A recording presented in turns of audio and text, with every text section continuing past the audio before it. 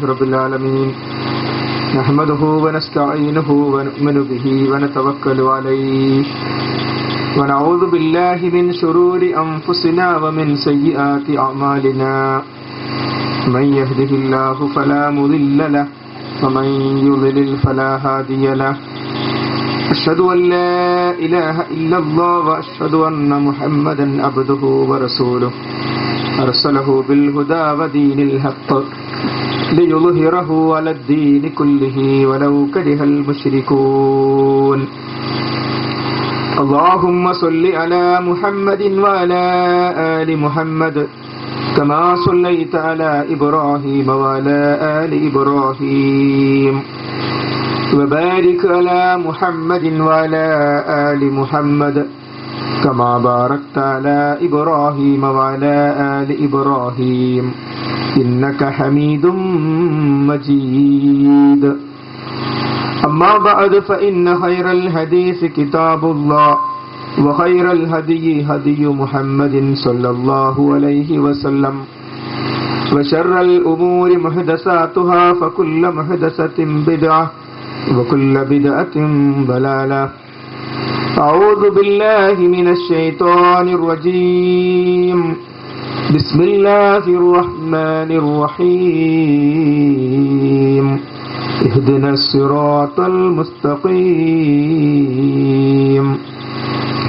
ബഹുമാന്യരായ രക്ഷിതാക്കളെ, സഹപ്രവർത്തകരെ, സഹോദരങ്ങളെ, പ്രിയപ്പെട്ട നാട്ടുകാരെ, കോരിച്ചെരിയുന്ന മഴയത്ത്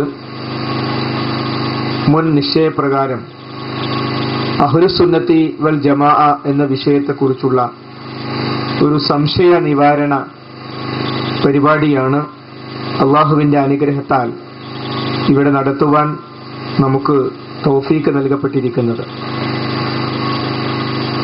ഈ കോരിച്ചെരിയുന്ന മഴ എന്ന മഹത്തായ അനുഗ്രഹത്തെ വെച്ചുകൊണ്ട് അല്ലാഹു സുബ്ഹാനഹു വ തആല സത്യവിശ്വാസികളെ ദീനിയായ കാര്യങ്ങളിൽ ശ്രദ്ധിക്കേണ്ടതിന്റെ പ്രാധാന്യം ബോധ്യപ്പെടുത്തുന്നുണ്ട്. വഅഹ്യൈനാ ബിഹി ബൽദതം മൈതൻ കദാലികൽ ഖുറൂജ്. വഅഹ്യൈനാ ബിഹി, അതുകൊണ്ട് അഥവാ മഴ കൊണ്ട് നാം ജീവിപ്പിക്കുന്നു. ബൽദതം മൈതൻ, ശവമായി കിടക്കുന്ന, മയ്യത്തായി കിടക്കുന്ന ഭൂമിയെ. കദാലികൽ ഖുറൂജ്, അതേപോലെയാണ് പുറപ്പാട്. മരണാനന്തര ജീവിതത്തെ സംശയിക്കുന്ന ആളുകളെ മുമ്പിൽ വെച്ചുകൊണ്ട് മഴ പെയ്യുമ്പോൾ ഒന്നും മുളക്കില്ലെന്ന് കരുതുന്ന ഭൂമിയിൽ നിന്നും സസ്യങ്ങൾ മുളച്ചു പുറത്തു വരുന്നത് നിങ്ങൾ കണ്ടിട്ടില്ലേ? അതുപോലെയാണ് പുറപ്പാട്. മരണാനന്തരം ഖബറുകളിൽ നിന്ന് എഴുന്നേറ്റ് തലയിലുള്ള മണ്ണ് തട്ടി റബ്ബിന്റെ വിളിയാളം അനുസരിച്ചുകൊണ്ടുള്ള അവന്റെ അടുത്തേക്കുള്ള തിരിച്ചുപോക്ക് അങ്ങനെയാണ്. കദാലികൽ ഖുറൂജ്, അതേപോലെയാണ് പുറപ്പാട്, ഖബറുകളിൽ നിന്നുള്ള പുറപ്പാട് അങ്ങനെയാണ് എന്ന് മഴ വെച്ചുകൊണ്ടാണ് അല്ലാഹു സുബ്ഹാനഹു വ തആല പഠിപ്പിക്കുന്നത്. സൂറത്ത് ഫുസ്സിലത്തിൽ റബ്ബ് പറഞ്ഞത് ഇഹ്തസ്സത് വ റബത്, ആ മണ്ണിനൊരു ചലനമുണ്ടാകുന്നു. വ റബത്, അത് വളർന്ന് പുറത്തേക്ക് വരുന്നു. വിത്ത് മുളക്കുമ്പോ മഴ ലഭിച്ച്, വെള്ളം ലഭിച്ച്, സൂര്യപ്രകാശവുമായി യോജിച്ചു വന്ന് വിത്ത് മുളച്ച് പുറത്തേക്ക് വരുമ്പോ ഇഹ്തസ്സത്, ആ മണ്ണിനൊരു ചലനം ഉണ്ടാകും. വ റബത്, അത് വളർന്ന് പുറത്തേക്ക് വരും. നമ്മൾ സാധാരണ കാണുന്ന കാഴ്ചയാണ് വിത്ത് മുളച്ചു വരുന്ന രംഗം. ഇത് വെച്ചല്ല പറയുന്നത് ഇന്നല്ലദീ അഹ്യാഹാ, തീർച്ചയായും അതിനെ ജീവിപ്പിച്ചവൻ, ലമുഹ്യിൽ മൗത, മരണപ്പെട്ടവരെ ജീവിപ്പിക്കുന്നവൻ തന്നെയാകുന്നു.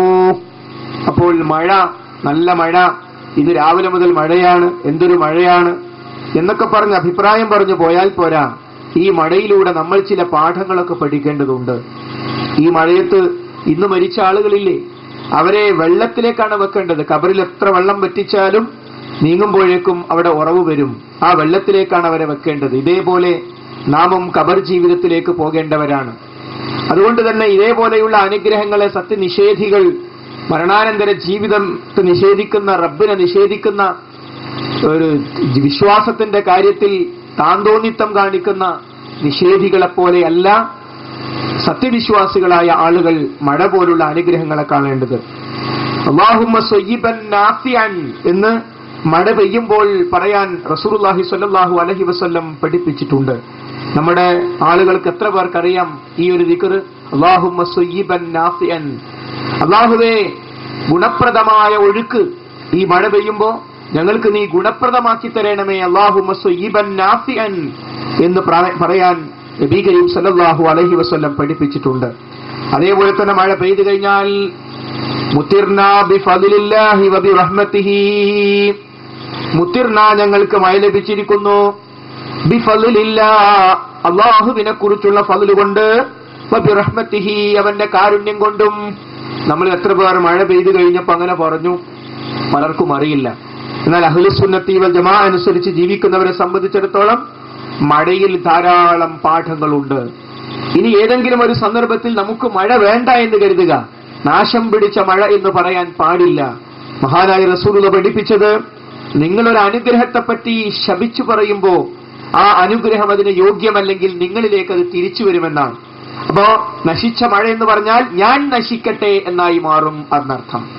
അല്ലാഹുവിന്റെ അനുഗ്രഹങ്ങളെ ഒരിക്കലും ശപിച്ചു പറയാൻ, മോശപ്പെടുത്തി പറയാൻ പാടില്ല.